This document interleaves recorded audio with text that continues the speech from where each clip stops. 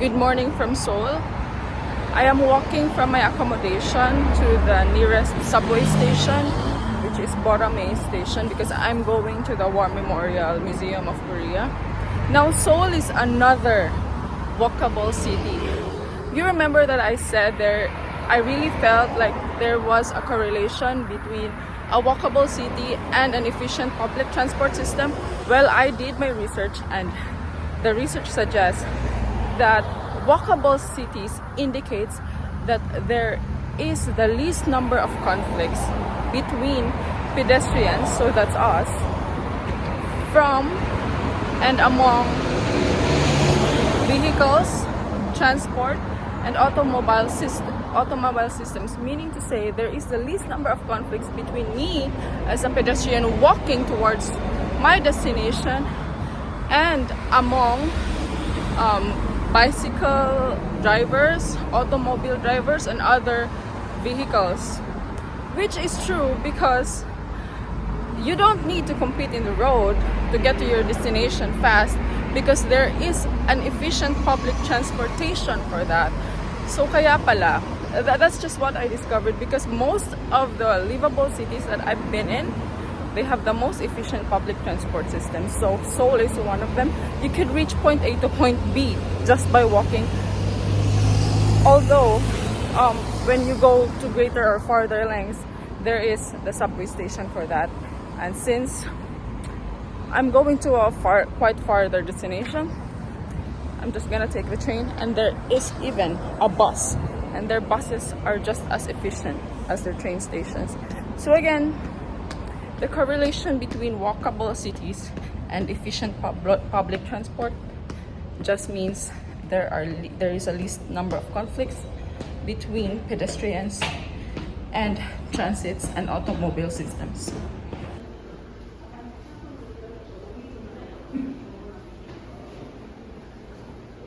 I just came from line 7 and now I'm going to line 2 because I'm going to Hongik University Station. Oh, and there are stalls in case you need something last minute, you need something. I'm going to exit 3. I'm now in Hongik University Station. This is one of the busiest stations that I've been in yet, and it's just day 2. Perhaps it's because it's a university station. There's lots of youngsters and students here, I could tell. So let's go to exit 3 because I need to familiarize myself as to where the pick-up point is for tomorrow's tour with Cook.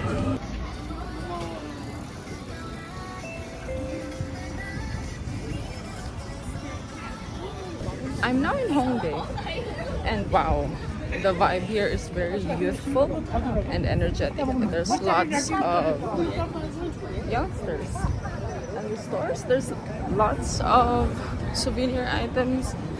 Just a university station. Just a typical places of interest that you'd see if may marami mga estudyante. It's like a place for 20s, early 20s to early 30s, ganun. And in fact, I saw a craft brewery. What do you think? Should I go to a beer place? It's just noon. What do you think? Let me know.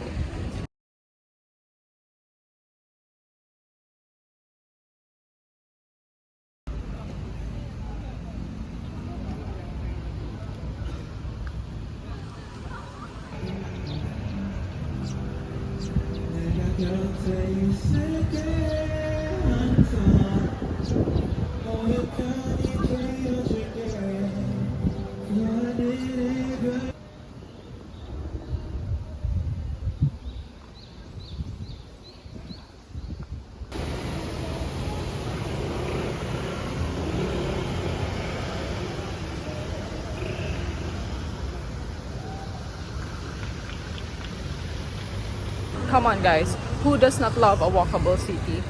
If your city is walkable, number 1, you get to be more active because you get to put more steps during the day. Second, there's less expense for transportation for you because you could just walk from point A to point B, and there's less carbon emission, so everybody wins. I'm now heading to the Museum of War Memorial of Korea. This is to help me understand more about the history of Korea, more so that I'm going to a DMZ tour tomorrow. So that's how big it is in the entrance. Let's see. There's the Philippine flag, if you can see. I will show you. The Philippine flag.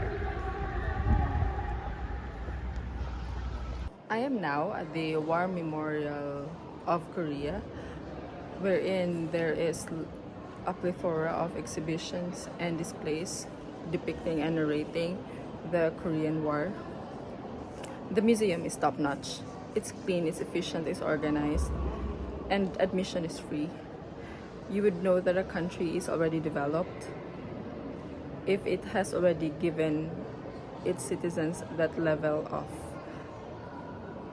offering.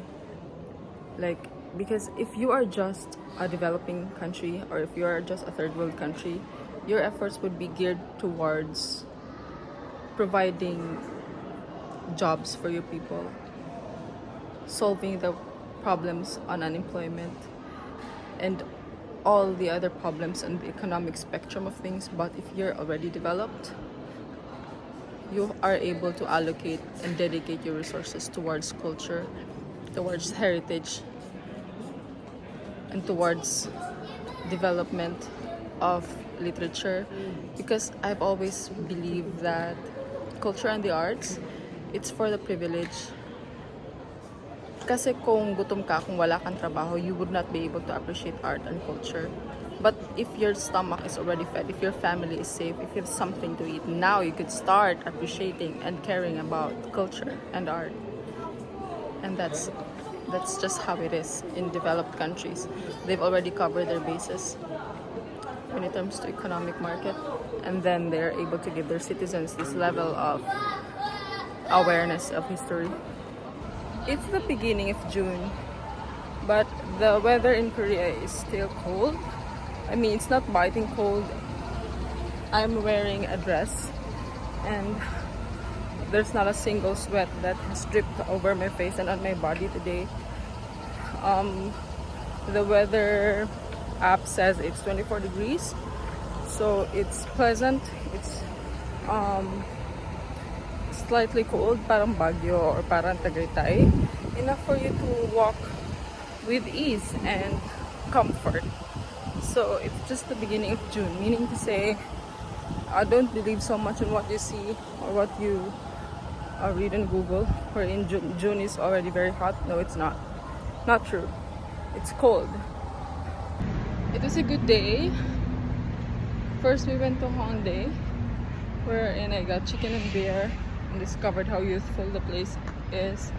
And later in the afternoon, I went to the War Memorial of Korea, which really enlightened me and educated me. So now I'm already in Dongjak-gu.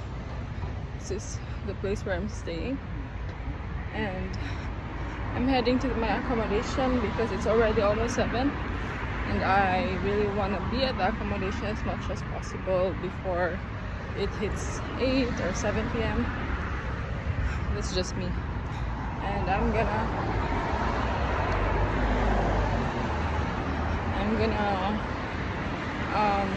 eat dinner before going home.